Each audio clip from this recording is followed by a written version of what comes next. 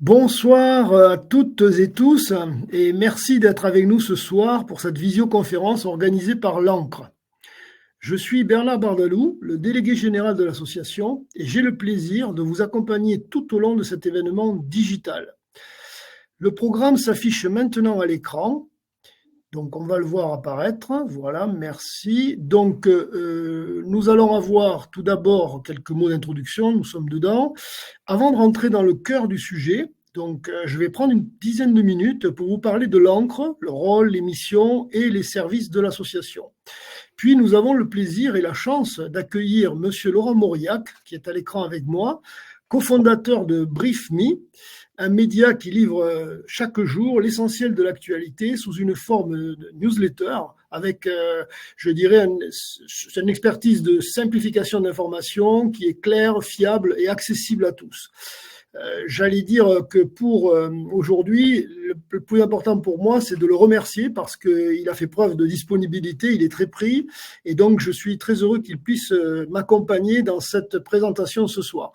Il va nous permettre d'y voir plus clair dans le domaine du chaos informationnel, c'est le sujet de la soirée. Alors, désinformation, manipulation, nouvelles technologies. Comment rester bien informé dans cette période où les contenus sont multiples, nombreux et comment décoder les bonnes informations des moins bonnes informations.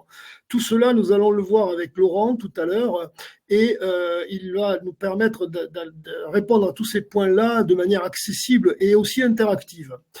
Alors, avant de lui laisser la parole, je vous l'ai dit, je vais débuter par une présentation synthétique et rapide de l'association. Vous allez voir, ça va être bref. Donc, je vais d'abord vous présenter les quelques chiffres pour mieux voir, disons, les éléments essentiels de l'association. Alors, l'ANCRE, déjà, je le redis parce que c'est pas toujours simple, c'est Association nationale de la couverture des risques et de l'épargne. Donc, voilà notre acronyme. Ensuite, vous avez tous les chiffres clés qui sont affichés, donc je ne vais pas les commenter les uns après les autres. Simplement, notons que nous sommes une association à but non lucratif, que nous sommes indépendantes comme association et que nous sommes régis par le Code des assurances. Depuis l'origine de l'association, depuis 1983, nous sommes partenaires avec l'assureur Allianz, qui est l'assureur leader européen de l'assurance. Et il faut avoir à l'esprit que nous ne commercialisons pas les produits. C'est l'assureur Allianz qui les commercialise au travers de ses réseaux de distribution, que ce soit les agents généraux, les réseaux Allianz Expertise Conseil ou les courtiers. Nous souscrivons les contrats et depuis l'origine, nous en avons souscrit 58 et aujourd'hui, il y en a 13 qui sont ouverts à la commercialisation. Au total, vous voyez, à fin 2024, nous représentons un nombre d'adhérents important, 680 000. Cela nous amène au tout premier plan des associations françaises donc d'assurance vie. Je vais maintenant passer à notre rôle et mission. Donc, je vais vous montrer quelles sont nos principales missions et rôles. Donc, nous avons la priorité de co-construire les contrats avec l'assureur Allianz en finalisant d'une part les caractéristiques techniques des contrats, mais également les paramètres financiers. Et ensuite, nous finalisons les documents contractuels qui permettent ensuite pour vous de souscrire auprès d'Allianz et donc les réseaux de distribution tels que j'ai indiqué précédemment. Et puis, en devenant client d'Allianz, vous adhérez également instantanément à l'association ANCRE. Ceci étant, nous ne restons pas sur la souscription uniquement et du coup, nous travaillons également sur l'évolution des contrats. C'est-à-dire que les contrats d'assurance vie, de retraite, de prévoyance ou d'épargne sont des contrats longs et du coup, il y a des évolutions, notamment des évolutions liées au changement économique, mais également à la réglementation. De nombreux changements arrivent et donc du coup, c'est là que nous intervenons aussi pour faire évoluer les principaux éléments des contrats et donc c'est important que nous soyons présents à ce moment-là. Je vais partager avec vous, juste pour mieux cerner la différence entre un contrat individuel d'assurance vie et un contrat associatif collectif. Je vous montre un schéma. Donc ce schéma permet de voir à gauche en fait les contrats individuels. Donc c'est l'assureur qui conçoit les produits, il les distribue et il modifie également les contrats dans la durée. Mais là, on voit sans consultation particulière, il y a un échange direct avec le client, donc le client se retrouve quelque part solitaire vis-à-vis de l'assureur. Dans le cadre des contrats collectifs associatifs, tels que le contrat de l'encre, eh bien là, c'est différent. Vous voyez à droite, donc, le système est explicite. Je vais vous le résumer en trois phrases. L'association co-conçoit les contrats avec l'assureur et les souscrits. L'assureur distribue les contrats auprès des clients et le client adhère à l'association. Et puis les évolutions sont validées soit par le conseil d'administration lorsqu'elles sont mineures, ces évolutions, et lorsqu'elles sont majeures et importantes, elles sont validées par l'Assemblée générale. Donc vous voyez, avec le contrat associatif, ce que je voulais vous dire pour conclure sur ce tableau, c'est que vous avez parole, vous avez du pouvoir, c'est plus démocratique, on va dire. En clair, vous faites partie d'une association qui est structurée, qui protège vos intérêts collectifs au niveau de l'élaboration et au niveau de l'évolution des contrats dans la durée. Je voudrais juste vous montrer maintenant que nous avons les moyens de garantir cette protection dont je viens de parler et la co-construction des contrats. Cette protection, elle est organisée par une gouvernance forte au niveau de l'association, mais également par des relations efficaces avec l'assureur. Au niveau de la gouvernance, elle est solide au niveau de l'encre. C'est un conseil d'administration de 17 membres qui dirige l'encre, dont 8 de ces membres composent le bureau de l'association. Ce sont des experts du secteur financier ou proches du secteur financier qui sont donc membres du bureau et qui sont administrateurs. Dans ce cadre-là, le bureau notamment se réunit mensuellement. Par ailleurs, nous avons, je vous l'ai dit, des relations exigeantes avec l'assureur et nous sommes donc de manière permanente en dialogue avec lui et de manière aussi exigeante. Au niveau de la gouvernance, que nous avons également un comité de surveillance, ce n'est pas indiqué mais c'est important de le signaler, un comité de surveillance des plans d'épargne retraite individuelle. Donc ça fait partie aussi de notre gouvernance. Et puis enfin, la dernière partie du tableau que vous voyez vous l'expose. Nous sommes membres et nous sommes impliqués activement dans les travaux de la FEDER, ce qui nous permet, avec 12 associations et plus d'1,6 million épargnants, d'être beaucoup plus influents, de pouvoir faire entendre votre voix, notre voix, au niveau des pouvoirs publics qu'au niveau des institutions européennes. Alors, une fois que nous avons vu le rôle et les missions de l'encre, je voudrais vous montrer maintenant les services de l'encre et, je dirais, l'accompagnement que nous vous apportons au quotidien, de manière concrète. Alors, tout d'abord, un premier axe, c'est de vous informer. Nous avons un dispositif qui est multicanal. Vous retrouverez donc d'une part des informations écrites au travers de l'encre Les Infos. Vous voyez un petit schéma qui montre bien le magazine. Ce magazine vous est adressé tous les quadrimestres. Et ensuite, nous vous adressons également mensuellement des newsletters sur l'actualité et les engagements de l'association. Ensuite, nous communiquons avec vous d'une manière à la fois, comme ce soir par exemple, sous forme de visioconférence à distance, mais également au travers de rencontres régionales qui nous permettent en fait de venir rencontrer nos adhérents en proximité, en Île-de-France. Vous voyez là la tournée entre guillemets de 2025. Nous avons fait le 10 avril la ville de Lyon. Nous allons aller en France le 3 juin et puis etc. Nous allons faire 6 villes en France sur 2025. Ces rencontres sont riches d'enseignements pour nous, mais également elles apportent aux adhérents, bien entendu, des informations précieuses puisque nous avons des conférenciers experts qui exposent sur des sujets qui intéressent bien sûr les adhérents. Et dernier point qui n'est pas négligeable, c'est important aussi de le souligner, c'est que vous avez accès à l'encre, à l'association, au travers de notre plateforme de relations adhérents qui est joignable, vous voyez, par téléphone ou par email. Je ne vous demande pas forcément de les retenir, vous les avez dans tous vos documents sûrement, mais en tout cas, nous sommes joignables et nos experts de qualité du service se feront un plaisir de répondre à vos questions sur l'association si vous en avez, bien sûr. Deuxième axe, c'est l'éducation financière. Nous avons le souhait de vous apporter des informations plus riches, plus nombreuses sur l'éducation financière. Non pas que nous souhaitions que vous alliez passer j'allais dire, un doctorat à Dauphine, c'est pas ça l'objectif, mais c'est l'objectif que tout change, tout bouge très vite, et nous souhaitons vous informer, alors de manière dynamique, puisque nous avons créé plusieurs outils pédagogiques. Le premier, vous voyez, sont des outils, un outil qui s'appelle des articles qui sont publiés régulièrement sur les sujets financiers. Donc ça, c'est le premier outil. Le deuxième, c'est que nous avons créé des parcours d'information ludiques interactifs. Alors, préparer la retraite, mais également régulièrement, des parcours ludiques interactifs sur les investissements et un autre parcours, un troisième parcours qui est basé sur l'investissement durable. Donc, vous voyez, il y a 3 parcours interactifs qui sont intéressants. Alors, pour y accéder, juste un point que je précise, c'est important, c'est sur ancrevie.com et votre espace adhérent. Donc, il faut y aller parce que ça peut être intéressant de regarder ces points d'information.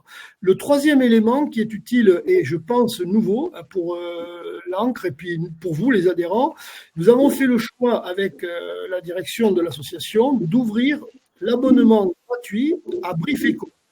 Donc, BriefEco est une newsletter qui décrypte l'actualité économique chaque semaine pour mieux comprendre le monde qui nous entoure. Et vous voyez, ça va vite, ça bouge, donc c'est intéressant que nous ayons pu faire cet abonnement et chaque semaine,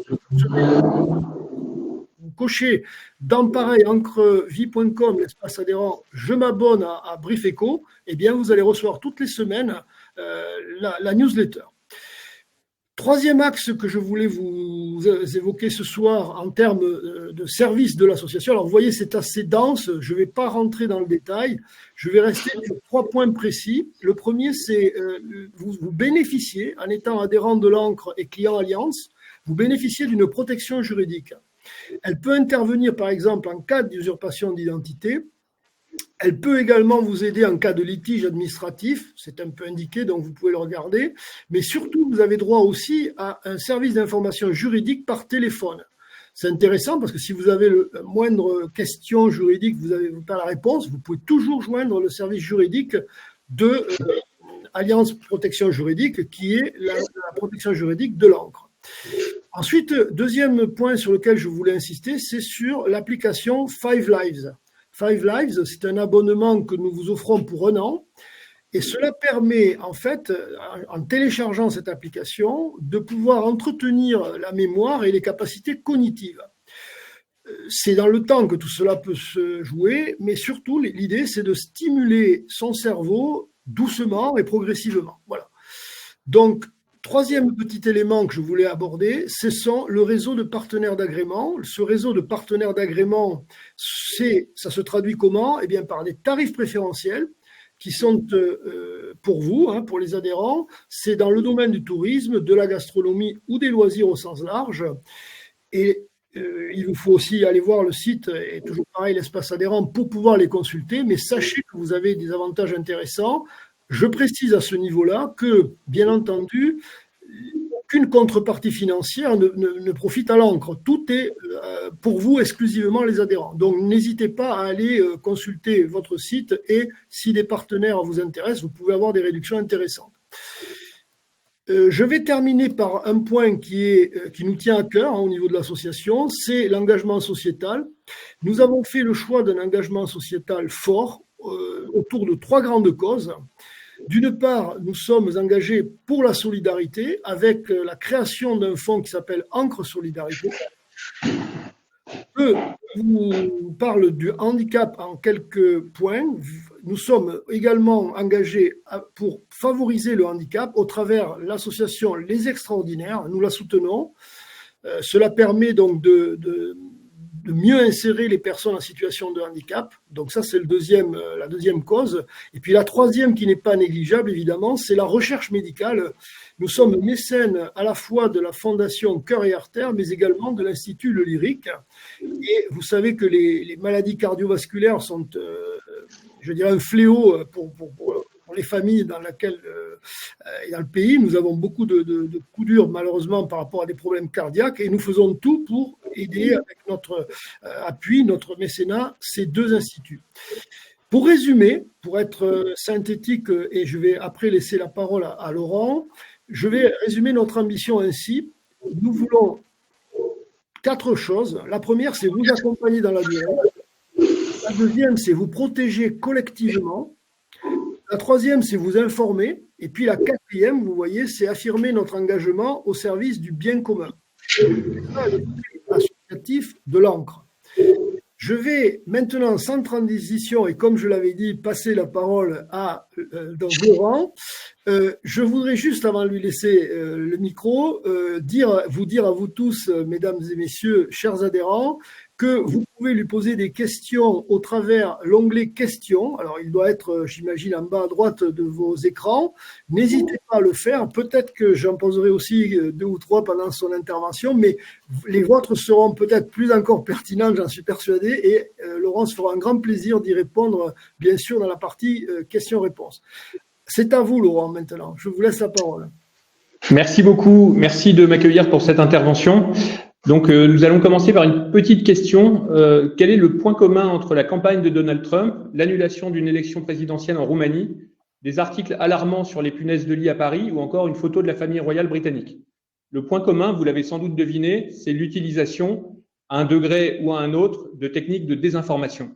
La volonté de vaincre nos résistances et de s'immiscer dans notre cerveau pour remplacer la vérité des faits par des informations trompeuses. Pour contrer les ingérences étrangères en matière de désinformation, la France a créé en 2021 Viginum, un service dépendant du Premier ministre. Et le 28 mars, Viginum organisait un forum au cours duquel est intervenu le Premier ministre François Bayrou. Et il a eu des propos très forts qui sont passés un peu inaperçus. La menace est là, a-t-il déclaré. C'est une menace intime, proche de nous, qui touche chaque Français dans la mesure où notre société est devenue une société des écrans. Et il a ajouté: une démocratie est le seul régime qui ne puisse pas durer si les citoyens n'ont pas accès à une information vraie, fiable. Et quelques jours auparavant, Jean-Noël Barrot, le ministre des Affaires étrangères, alertait sur le fait que la désinformation est devenue une véritable arme de guerre. Alors, avant d'aller plus loin, il est utile de faire un petit point sur les définitions. Désinformation, fausses informations ou fake news, post-vérité. On entend beaucoup de termes. Et d'une manière générale, si on peut définir simplement la désinformation, on peut dire que c'est une information fausse diffusée intentionnellement pour nuire. La volonté de nuire distingue la désinformation du canular ou de la parodie, dont certains sites comme le Gorafi se sont fait une spécialité. Toute manipulation de l'information ne relève pas de la désinformation. Par exemple, vous vous souvenez peut-être d'une période, à l'automne 2023, où il a été beaucoup question de punaises de lit à Paris. Personne ne peut nier la présence de punaises de lit, mais la polémique a été artificiellement amplifiée sur les réseaux sociaux par des comptes d'origine russe en créant un lien faux avec l'arrivée de réfugiés ukrainiens. C'est ce qu'a déclaré en mars 2024 Jean-Noël Barrot, qui était alors ministre délégué chargé de l'Europe. Laurent, si je peux me permettre une précision par rapport à ce que vous venez de dire sur la désinformation. Si j'ai écouté ce que vous disiez, s'il n'y a pas d'intention de nuire, dans ce cas-là, on ne parle pas de désinformation. Oui, absolument. On a vu que la désinformation impliquait une intention de nuire, et c'est ce qui distingue la désinformation de la mésinformation. Alors la mésinformation, c'est une information fausse, mais sans volonté de tromper. C'est-à-dire que généralement, la personne qui la diffuse pense qu'elle est vraie, et par exemple, elle peut tout simplement provenir d'une erreur de la part d'un journaliste. Alors un autre terme qui a gagné en importance ces dernières années, c'est celui de post-vérité. Et il désigne une situation où les faits réels ont moins d'influence sur l'opinion publique que des récits fabriqués qui font appel à l'émotion. Et en 2017, une conseillère de Donald Trump avait employé l'expression de faits alternatifs, ce qui a surpris pas mal de monde, et ce qui montrait dans son esprit qu'une information fausse n'avait pas plus de valeur qu'une information vraie.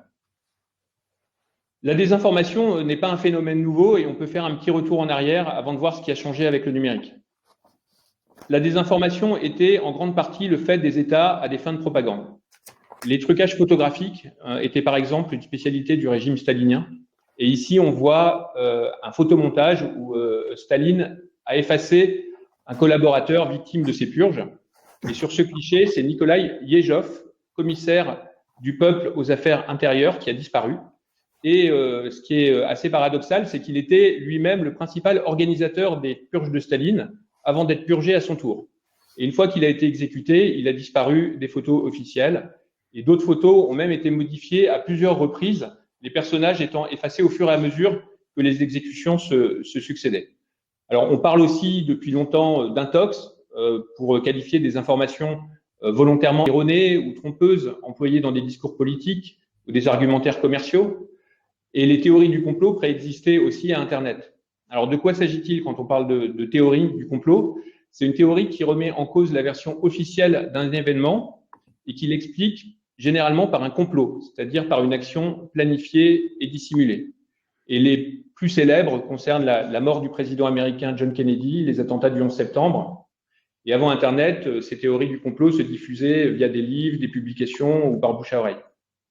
Et puis, il y a aussi des cas de désinformation gouvernementale. En 1986, l'organisme chargé du contrôle de la radioactivité en France et plusieurs ministres ont prétendu que le territoire français était épargné par les retombées de l'accident de la centrale nucléaire de Tchernobyl en Ukraine, avant que le gouvernement reconnaisse plusieurs années plus tard que la France avait aussi été touchée. Et on peut aussi se souvenir des fausses preuves d'armes de destruction massive qui ont servi de justification à l'intervention américaine en Irak en 2003. Alors, si on regarde maintenant les motivations de la désinformation, on vient de voir celles qui consistent à cacher des faits à la population, mais les motivations qui tendent à se développer aujourd'hui sont celles qui cherchent à influencer le résultat d'élections, qui cherchent à saper la confiance dans les institutions et dans la démocratie. Et cette désinformation peut être orchestrée depuis l'étranger. Elle peut être organisée pour déstabiliser un gouvernement, pour affaiblir un pays, pour influencer l'opinion publique en faveur d'un régime, d'un parti ou d'une idéologie. Et donc, c'est le cas pendant les campagnes électorales. Toutes les campagnes sont désormais marquées par ce phénomène. Ces dernières semaines, une campagne était en cours au Canada pour des élections législatives qui se sont tenues hier. Le gouvernement canadien avait mis en garde la population sur les risques de désinformation et il y a eu quantité de faux articles et de fausses photos qui ont circulé sur les réseaux sociaux. Et ce qui est assez nouveau, c'est que la désinformation peut provenir des responsables politiques eux-mêmes. Elle est devenue, dans de nombreux pays, une arme à la fois des candidats aux élections et des gouvernants. Et on se souvient, par exemple, pendant la campagne de la présidentielle américaine, de ce que disait Donald Trump au sujet des immigrants haïtiens dans la ville de Springfield, dans l'Ohio. Je cite, « Ils mangent des chiens, ils mangent des chats, ils mangent les animaux domestiques, des gens qui y vivent. » Plusieurs médias ont enquêté sur cette information qui provenait de comptes sur les réseaux sociaux, mais n'ont rien trouvé qui permette de la conforter. Et la désinformation peut aussi avoir des motivations économiques. Par exemple, le fait de mettre en avant une fausse étude pour inciter à l'achat d'un produit ou tout simplement susciter beaucoup d'audience sur Internet pour générer des recettes publicitaires. Car la désinformation coûte beaucoup moins cher à produire que l'information et peut représenter une bonne affaire sur le plan économique. Alors, qu'est-ce qui a changé avec le numérique, avec Internet ? La désinformation a pris une toute autre ampleur, à la fois dans la création et dans la propagation. Avec le numérique, tout d'abord, tout le monde peut créer un site web, une chaîne YouTube, tout le monde peut émettre des informations depuis un compte sur un réseau social. Et grâce aux réseaux sociaux, à leurs algorithmes, la diffusion de ces fausses informations a été démultipliée. Alors, en matière de création, deux domaines sont particulièrement concernés, la photo et la vidéo. Alors, s'agissant des photos, vous voyez cette photo du pape François qui a été largement diffusée. Il y a plusieurs degrés de sophistication. Il y a d'abord les retouches grossières. Une photo officielle de la princesse de Galles avec ses enfants, publiée en mars 2024, avait fait l'objet d'altérations. Et vous voyez au niveau des manches d'un des enfants qui a quelque chose qui n'est pas très cohérent sous la main de la princesse de Galles. Et elle-même s'était excusée pour la diffusion de cette photo retouchée. Et un autre phénomène répandu est celui des photos authentiques détournées de leur contexte et servant à illustrer un autre événement. Par exemple, vous prenez une image d'un bombardement en Syrie en 2016 pour illustrer des bombardements à Gaza en 2021. Et donc, c'est le cas pour lorsqu'on veut frapper les esprits avec des images choquantes lors de conflits, lors de catastrophes naturelles ou encore lors de rassemblements pour exagérer l'ampleur d'une mobilisation.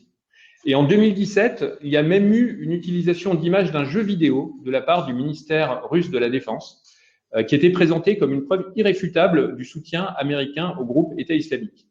Et une ONG a effectué le rapprochement entre ces images et le jeu vidéo. Et après ce rapprochement, le ministère de la Défense russe les a retirés en expliquant qu'il s'agissait d'une erreur de la part d'un employé.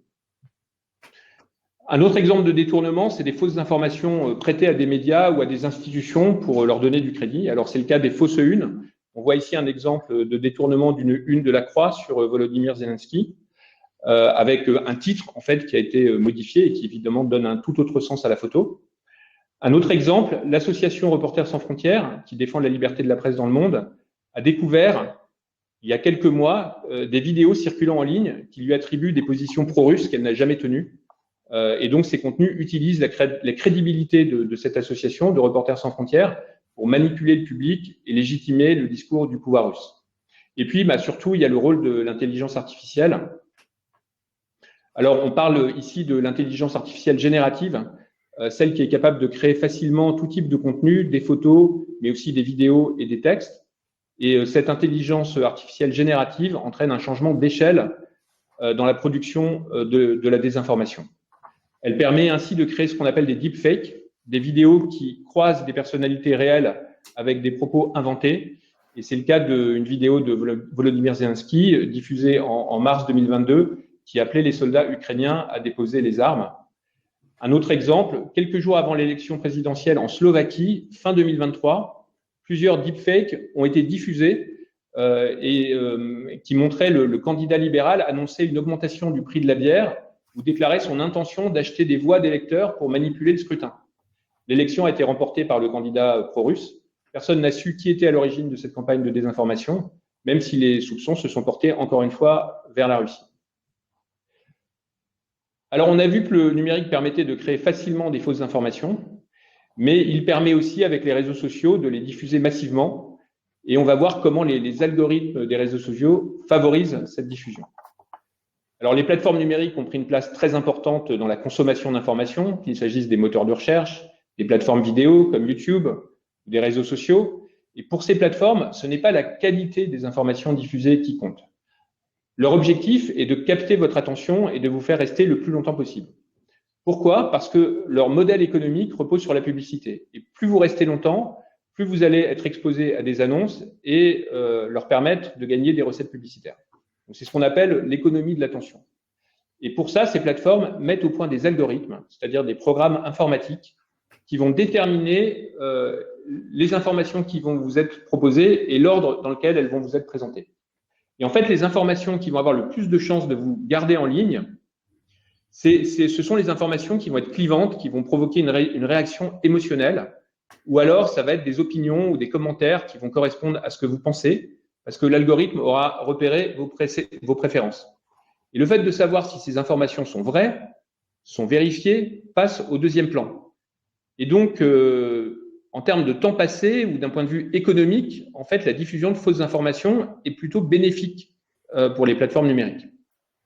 Les messageries privées, telles que WhatsApp, ont aussi gagné en importance et la désinformation qu'elles véhiculent est beaucoup plus difficile à détecter. Justement, Laurent, sur ce plan-là, est-ce que on peut se poser 30 secondes sur le rachat d'Elon Musk qui a racheté Twitter? Est-ce que vous pouvez nous dire si ça a accéléré ou pas la désinformation depuis qu'il a racheté Twitter? Oui, alors c'est ce que disent plusieurs organisations comme Reporters sans frontières qui estiment que la désinformation sur X, le nouveau nom de Twitter, a prospéré depuis son rachat par Elon Musk en 2022. Et donc, selon Reporters sans frontières, X a, je cite, des effets dévastateurs sur la fiabilité de l'information diffusée en ligne et pour la démocratie. Et en décembre 2023, la Commission européenne a ouvert une enquête sur X pour des manquements à ses obligations en matière de lutte contre la désinformation et ses obligations en matière de modération des contenus concernant, par exemple, le conflit entre Israël et le Hamas. Alors, un autre effet des réseaux sociaux, c'est la possibilité de donner l'illusion de mouvements de masse. C'est ce qui s'est passé lors de l'élection présidentielle en Roumanie fin 2024. Une campagne a été menée sur TikTok en faveur d'un candidat d'extrême droite et pro-russe. Et des milliers de faux comptes ont été créés pour amplifier artificiellement sa popularité. Et cette manipulation, alors qu'il était complètement inconnu, il a été qualifié au deuxième tour, et cette manipulation a conduit à l'annulation du scrutin par la Cour constitutionnelle roumaine. Et ce type de campagne qui donne l'illusion d'un mouvement d'opinion de masse est appelé astroturfing. Et sur les réseaux sociaux, le but est d'augmenter la popularité d'une idée ou d'une personne via la création de faux comptes, et c'est ce qui s'est passé en Roumanie. Et donc, c'est aussi une forme de désinformation, parce qu'on fait semblant de relayer un message venu de la base, des citoyens, alors qu'en fait, ce sont des campagnes qui sont montées de toutes pièces. L'astroturfing est aussi utilisé dans le domaine économique, par exemple pour promouvoir des industries qui peuvent avoir des effets nocifs sur la santé ou l'environnement. Une technique d'astroturfing consiste par exemple à créer des structures telles que des associations ou des instituts qui produisent des études biaisées ou orientées et qui cherchent ainsi à modifier la perception des citoyens. Alors, on a vu tout à l'heure le rôle de l'intelligence artificielle dans la création de photos et de vidéos, mais cette intelligence artificielle est aussi utilisée pour créer des faux sites d'actualité et des articles par milliers, voire par millions. Et c'est le cas d'un réseau basé à Moscou appelé Portal Combat ou Pravda, Pravda étant le mot russe pour vérité, qui a été détecté à la fois par Viginum, le service du gouvernement français dont on a parlé, et par NewsGuard, qui est un service d'évaluation des sources d'information. Et selon NewsGuard, ce réseau Pravda a contaminé les systèmes d'intelligence artificielle tels que ChatGPT en les alimentant avec ces articles de fausses informations et de propagande. Et voilà ce que dit NewsGuard. Des quantités massives de propagande russe sont désormais intégrées dans les résultats des systèmes d'intelligence artificielle occidentaux, polluant leurs réponses avec de fausses affirmations et de propagande. Et NewsGuard estime qu'en 2024, 3 600 000 articles ont été produits de cette façon-là, de façon complètement artificielle. Et il faut aussi se souvenir que les résultats des grands systèmes d'intelligence artificielle, comme ChatGPT, peuvent produire des fausses informations appelées hallucinations. Alors, les médias eux-mêmes et les journalistes ne sont pas exempts de tout reproche. Il y a d'abord des situations de corruption de journalistes, et on peut donner 2 exemples. Un journaliste de BFM TV, Rachid Mbarki, est soupçonné d'avoir lu à l'antenne, contre rémunération, des fausses informations rédigées par une agence servant des intérêts étrangers sur des sujets comme les yachts des oligarques russes ou des pays tels que le Qatar. Et un autre exemple, c'est ce qu'on voit ici à l'écran, un journaliste centrafricain a révélé en novembre 2024 comment il avait été recruté par le groupe russe Wagner, qui était une organisation paramilitaire, mais qui organisait aussi des opérations de désinformation. Et donc ce journaliste était rémunéré pour rédiger des articles de désinformation sur son média ou rédiger des posts sur les réseaux sociaux. Ils sont aussi mis en cause les biais idéologiques de certains médias. 3 ONG ont présenté le 10 avril une étude selon laquelle une désinformation climatique se normalise non seulement dans les réseaux sociaux, mais dans plusieurs médias audiovisuels, les plus concernés étant Sud Radio, CNews et Europe 1. Et selon leur étude, il s'agit d'affirmations non étayées, scientifiquement contredites, manipulatrices par omission ou fondées sur des théories invalidées.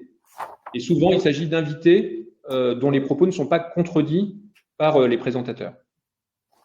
Alors, on a vu la création et la diffusion de la désinformation, mais pour que la désinformation fonctionne, il manque un dernier maillon, la réception, c'est-à-dire nous-mêmes. Alors, quelles sont les méthodes utilisées et à quel ressort psychologique la désinformation fait-elle appel? Selon le physicien Étienne Klein, notre cerveau n'aime pas être contredit. C'est ce qu'on appelle les biais de confirmation. La tendance qu'ont les êtres humains à privilégier les informations qui confortent leurs convictions ou leurs préjugés. Et ce que dit Étienne Klein de façon un peu provocante, il dit que est vraie l'information dont on aimerait qu'elle soit vraie. La désinformation mobilise d'autres ressorts psychologiques, le fait de jouer avec les émotions. Les manipulateurs de l'information utilisent des contenus accrocheurs, clivants, chargés émotionnellement. Et ce type de contenu peut nous faire baisser la garde et nous inciter à cliquer, à commenter, à partager sans réfléchir sur les réseaux sociaux. Alors pour finir, quels sont les moyens d'action pour contrer la désinformation? Alors on peut distinguer 2 niveaux, le niveau individuel et le niveau collectif. Alors au niveau individuel, comment ne pas se laisser piéger, comment détecter la désinformation? Donc voici quelques conseils, souvent repris par les professionnels de l'information, comme Bruno Patino, le président d'Arte, ou par le CLEMI, qui est le Centre pour l'éducation aux médias et à l'information, qui est placé sous la tutelle du ministère de l'Éducation nationale. Le premier conseil qu'on peut donner est d'avoir une démarche active pour s'informer. C'est la différence qu'on peut faire entre s'informer et être informé. On peut se dire que s'il se passe quelque chose d'important, l'info viendra à nous. Un ami, quelqu'un dans notre entourage nous en parlera. On la verra peut-être sur YouTube, sur Snapchat ou sur un autre réseau social. que nous utilisons. Mais dans ce cas, nous risquons d'être exposés à la désinformation. Et c'est pourquoi il est important de garder le contrôle de son information plutôt que de la subir. Donc ça signifie ne pas dépendre des algorithmes sur les réseaux sociaux, parce que sur les réseaux sociaux, il n'y a pas de filtre, pas de contrôle sur la fiabilité des informations, pas de hiérarchisation des informations. Donc quelques recommandations pratiques: ne pas se contenter des réseaux sociaux, aller sur des sites de médias, identifier ses préférés, établir une relation suivie avec ces médias, par exemple en s'abonnant à leur newsletter. Et si on utilise YouTube, s'abonner à des médias ou aller directement sur des pages dont on est sûr de la crédibilité. Si on utilise les réseaux sociaux, même chose, aller sur des comptes de médias pour ne pas être soumis aux algorithmes. Autre conseil, s'interroger sur la source de l'information. Ce qu'on appelle la traçabilité en matière alimentaire peut aussi s'appliquer à l'information. Il faut être capable de retracer l'origine de l'information. D'où vient-elle? Qui l'a produite? Est-ce que c'est bien dans l'intérêt du public ou est-ce qu'il y a des arrière-pensées?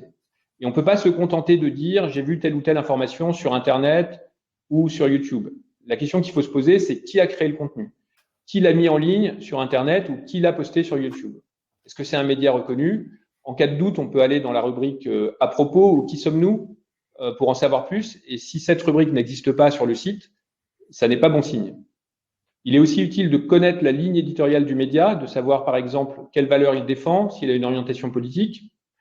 Et si on a des doutes sur la qualité de l'émetteur, il faut faire preuve de discernement face à l'information elle-même. Est-ce que les sources sont citées dans l'article? Et si elles ne le sont pas, est-ce que c'est justifié? Et dernier conseil sur ce point, ne pas partager une information sans avoir de bonnes raisons de penser qu'elle est vraie. Parce que si on propage une fausse information, en se trompant, on trompe aussi les autres. Comme il est aussi recommandé de diversifier son alimentation, pour poursuivre la comparaison avec l'alimentation, un autre conseil qu'on peut donner, c'est de diversifier son information. Surtout en cas de doute sur une information, il vaut mieux la rechercher sur des sites de médias reconnus, voir si les faits rapportés sont les mêmes. Et enfin, il faut avoir à l'esprit que ce qui fait la qualité première d'une information, c'est la vérité, le fait qu'elle soit fiable. On peut s'informer pour se distraire, mais ça ne doit pas être au détriment de la vérité. Ça ne doit pas être ce qu'on recherche en premier. Alors maintenant, si on regarde ce qu'il est possible de faire au plan collectif, la première chose qui vient à l'esprit, c'est le partage de ces bonnes pratiques et l'éducation aux médias et à l'information, qui permet de faire passer ces conseils dès le plus jeune âge, est la première arme contre la désinformation. Et c'est ce qu'on appelle le pré-bunking par opposition au debunking. Le pré-bunking vise préventivement à permettre au public de reconnaître la désinformation et d'y résister. Et le debunking, qui fait partie du fact-checking, donc la vérification des faits, c'est la réfutation argumentée d'une information fausse après publication. Et plusieurs médias ont créé des services de fact-checking ou de debunking. C'est aussi le cas de l'agence France-Presse. Alors, la responsabilisation ou la régulation des plateformes numériques est aussi un axe important. Et on a vu à quel point leur rôle était majeur dans la diffusion de la désinformation. À ce propos, Laurent, je me permets de vous demander s'il y a un règlement européen pour les services numériques qui, moi j'ai entendu parler du DSA, donc ça je sais que ça existe, mais est-ce qu'il prévoit des dispositions qui peuvent justement lutter contre la désinformation ou c'est pas prévu? C'est une question qui me paraissait importante. Oui, tout à fait. Alors, ce règlement pour les services numériques, donc le DSA, Digital Services Act, est rentré en vigueur en février 2024 dans les pays de l'Union européenne et il donne certaines obligations aux plateformes, y compris en matière de désinformation. Il comprend, par exemple, un code volontaire de bonnes pratiques contre la désinformation qui a été signé par Google, Meta, Microsoft et TikTok. Et ce code enjoint les plateformes de priver de recettes publicitaires les comptes propageant la désinformation. Parce qu'on a vu qu'un des moteurs de la désinformation, il était aussi économique parce que la désinformation coûtait assez peu cher à produire et pouvait générer beaucoup de recettes publicitaires. Oui. Les plateformes doivent aussi mettre en place des outils de signalement pour les contenus problématiques, y compris les contenus suspectés de désinformation. Et les très grandes plateformes sont tenues d'évaluer et de réduire les risques liés à la désinformation, en particulier lorsqu'elle menace la démocratie ou la sécurité publique. Mais plusieurs ONG, comme Reporters sans frontières, estiment qu'il faudra aller beaucoup plus loin et renforcer la régulation des plateformes. Et elles suggèrent, par exemple, de valoriser les contenus journalistiques dans les algorithmes de présentation des informations. Elles recommandent également d'obliger les plateformes à être transparentes sur le fonctionnement de leurs algorithmes. Et d'ailleurs, une autre proposition qui concerne les algorithmes, c'est ce qu'on appelle le pluralisme des algorithmes. Et ça, c'est l'idée de permettre aux utilisateurs de ne pas dépendre des algorithmes des grandes plateformes numériques, en obligeant ces plateformes à proposer des algorithmes alternatifs. Par exemple, on peut imaginer que Le Monde propose un algorithme et que je puisse choisir l'algorithme proposé par Le Monde ou par n'importe qui mettrait l'accent, par exemple, sur la qualité et la fiabilité de l'information. Et il y a également des projets qui visent à labelliser l'information pour bien la distinguer, pour la certifier. Alors, c'est le cas, par exemple, d'un projet qui est mené par Reporters sans frontières, qui s'appelle Journalism Trust Initiative. Et ce projet donc passe par la certification des médias d'information et il vise à permettre aux citoyens de reconnaître les sources d'information fiables et à permettre aux plateformes et au secteur de la publicité de privilégier des contenus d'information au détriment de la désinformation. Alors, pour conclure, on peut avoir une vision optimiste, après tout ce que je viens de vous dire, avec une population de plus en plus acculturée, capable de faire preuve d'esprit critique, de déceler les manipulations. Et ce sera sans doute le cas, au moins pour une partie croissante de la population. Mais il y a un élément qui vient complexifier la situation, qui est la défiance vis-à-vis des médias et de l'information produite par des journalistes, qui est mise en évidence de façon régulière par plusieurs études. Lors d'un débat sur l'intelligence artificielle organisé en début d'année à la Bibliothèque de France, le physicien Étienne Klein estimait qu'on était en train d'appliquer les normes du débat politique à la vérité elle-même. Ce qu'il voulait dire par là, c'est que tout peut être contesté, y compris le fait que la Terre est ronde pour une partie de la population. Tout peut être remis en cause. Et, ajoutait-il, l'idée que toutes les thèses existent crée une angoisse et nourrit le populisme. La multiplication des versions d'un même événement a ainsi pour effet de dévaloriser l'information produite par des journalistes. Comme le note Bruno Patino, le président d'Arte, elle crée un brouillage et finit par niveler les récits. Et un rapport de 2 centres de recherche gouvernementaux rejoignait cette analyse en 2018, et voilà ce qu'il disait. Les manipulations de l'information ne sont pas un phénomène nouveau. Leur actualité récente est liée à la combinaison de 2 facteurs. D'une part, les capacités inédites de diffusion rapide et de viralité offertes par Internet et les réseaux sociaux, couplées d'autre part à la crise de confiance que vivent nos démocraties et qui dévalue la parole publique, allant jusqu'à relativiser la notion même de vérité.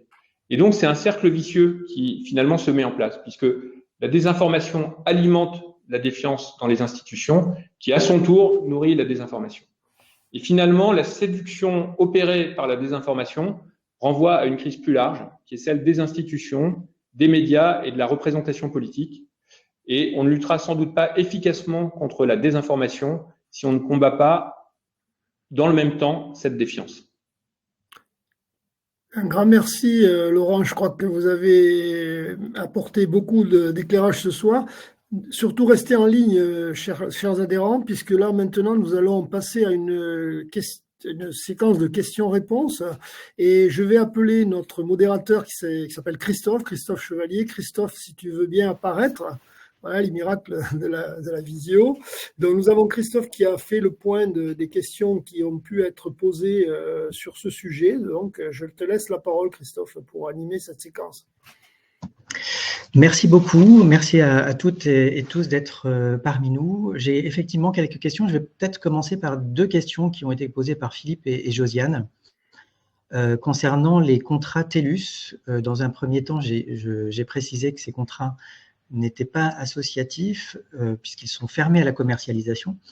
En revanche, fut un temps, effectivement, ces contrats faisaient partie de l'association. Ils ont été transformés. Donc, il y a des TELUS Avenir Agricole. Donc, en posant la question pour les précisions, je n'ai pas obtenu de réponse sur la nature du type de contrat détenu. Mais je peux vous en faire lecture. Donc, il y a un TELUS Avenir Agricole qui a été transformé en janvier 2021. Vous aviez un TELUS Avenir TNS qui a été transformé. Donc voilà, il y a tous ces contrats qui sont assez anciens. ont été transformés et surtout ne sont plus ouverts à la commercialisation aujourd'hui. Je pense que cette précision était nécessaire. Ensuite, j'ai une autre question qui concerne plus l'intervention que l'on vient de suivre, qui est une intervention sur les traducteurs automatiques des smartphones ou PC. Est-ce qu'ils sont exempts du biais de désinformation suivant l'origine de l'intelligence artificielle? Ça, c'est une question qui est posée par Gérard. Alors, à ma connaissance, les traducteurs n'introduisent pas de désinformation. En revanche, derrière ces traducteurs, il y a l'intelligence artificielle. Et pour d'autres utilisations, l'intelligence artificielle peut introduire des fausses informations. C'est le cas ce qu'on appelle des chatbots, comme ChatGPT ou Perplexity ou Mistral. Voilà. Et d'ailleurs, ils publient assez régulièrement des avertissements vous disant attention, vérifiez bien les informations qu'on vous donne. Il est possible que certaines soient erronées. Alors pourquoi c'est possible? Parce que ces chatbots se nourrissent, alors déjà s'entraînent en fait sur ce qu'on appelle des modèles de langage, et donc ils s'entraînent sur des contenus. Et les contenus sur lesquels ils s'entraînent, c'est tous les contenus qui sont sur Internet. Et donc, comme on l'a vu, sur Internet, il y a de tout, il y a beaucoup de désinformations qui circulent. Et donc, un moyen de résister à ça, c'est de cantonner en fait les intelligences artificielles à des contenus qui sont pré-triés en fait. Voilà. Donc, il y a ce risque-là, et c'est ce qu'on appelle des risques d'hallucination. Alors, il y a un autre aspect qui est lié au fonctionnement de ces systèmes d'intelligence artificielle, qui vont fonctionner par des modèles de probabilité. C'est-à-dire qu'en fait, la façon dont ça fonctionne, c'est de détecter la probabilité de la séquence de mots qui va apparaître en fonction des requêtes des utilisateurs. Et donc, le modèle de probabilité n'est pas un modèle de vérité, en fait. Donc, c'est aussi ce qui explique c'est ce qu'on appelle des hallucinations. Et donc, ça demande d'être très prudent quand on utilise ces systèmes d'intelligence artificielle. Et une petite astuce qu'on peut utiliser, c'est dès qu'on a un petit doute sur une information ou quelque chose qui est donné dans les réponses, c'est de rebondir et puis de dire mais est-ce que tu es bien sûr de cet aspect? Parce que moi j'ai un peu l'impression que c'est pas forcément le cas. Et à ce moment-là, il peut revenir avec une réponse plus précise parce qu'il va prendre le temps de regarder d'autres sources et à ce moment-là, il peut corriger une première réponse. Et c'est très très fréquent quand on utilise ces systèmes. Mais pour revenir à la question sur la traduction, à ma connaissance, je ne pense pas qu'il y ait de risque majeur de désinformation. Une autre question de Gérard concernant Ground News, qui est un agrégateur d'informations. Est-ce que c'est un agrégateur fiable? Alors, je ne connais pas cet agrégateur en particulier, mais effectivement, il y a un problème qui est lié aux agrégateurs en général, qui est celui de la façon dont ils sélectionnent leurs sources. Et donc, ça renvoie aux propositions dont je parlais de labellisation de l'information, donc l'initiative, par exemple, de Reporters sans frontières, Journalism Trust Initiative, ou alors il y a NewsGuard, dont j'ai aussi parlé, qui fait ce travail de certification d'information. Donc, il demande en fait aux médias de répondre à un questionnaire très très long et très engageant sur leurs pratiques. Et il y a aussi un volet qui est une certification par un cabinet d'audit qui va mener une enquête très précise et très sérieuse sur les pratiques en matière de production d'informations, aussi en matière de rectification, le respect de la déontologie journalistique. Et donc, toute la question par rapport aux agrégateurs, c'est de savoir si ils vont faire un tri dans les sources d'informations qu'ils vont utiliser. Et bien souvent, ça n'est pas le cas. Alors Monique et Jean-Claude demandent et s'étonnent de toute cette influence et à qui véritablement peut-on faire confiance? Est-ce qu'il y a des sites sérieux? Est-ce que comment on peut s'y retrouver dans tout ça? Alors oui, je pense qu'il y a des sites sérieux, à commencer par des sites de médias reconnus, même si certains ont aussi des biais, c'est-à-dire des biais idéologiques. Donc en fait, moi je pense que la meilleure façon de procéder, c'est d'être prudent, et puis de procéder un peu par tâtonnement, disons, et puis au fur et à mesure de se constituer un corpus de sources qu'on peut considérer comme étant fiables, et puis de les confronter, c'est-à-dire de régulièrement pouvoir les mettre un peu en concurrence avec d'autres sources, et surtout d'être très prudent sur les réseaux sociaux. Donc c'est tous les conseils que j'ai donnés, parce que sur les réseaux sociaux, tout est régi par les algorithmes, et on perd finalement le contrôle de son information. Et ce qu'on nous présente sur les réseaux sociaux n'offre aucune garantie de fiabilité. Donc ça, c'est quelque chose qu'il faut bien avoir à l'esprit. Et donc, il vaut mieux avoir une démarche active qui consiste à soi-même choisir ses sources d'information, à y revenir et à créer une sorte de relation en fait avec ces sources. Ce qui ne veut pas dire qu'il faut les suivre aveuglément. Ça n'empêche pas d'avoir un esprit critique et de faire preuve de discernement, mais ça constitue une base solide sur laquelle on peut construire sa consommation d'informations. Très bien. Alors, je n'ai plus d'autres questions qui sont posées sur ce sujet, sur votre sujet. Voilà. Jean-Claude vous remercie pour la réponse apportée. Donc Bernard, je te laisse le mot de la fin.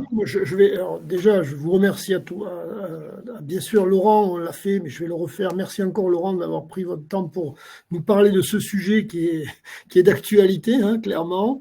Merci Christophe de nous avoir fait la synthèse et de nous avoir bien géré cette partie technique qui est quand même toujours importante à bien gérer. Merci encore.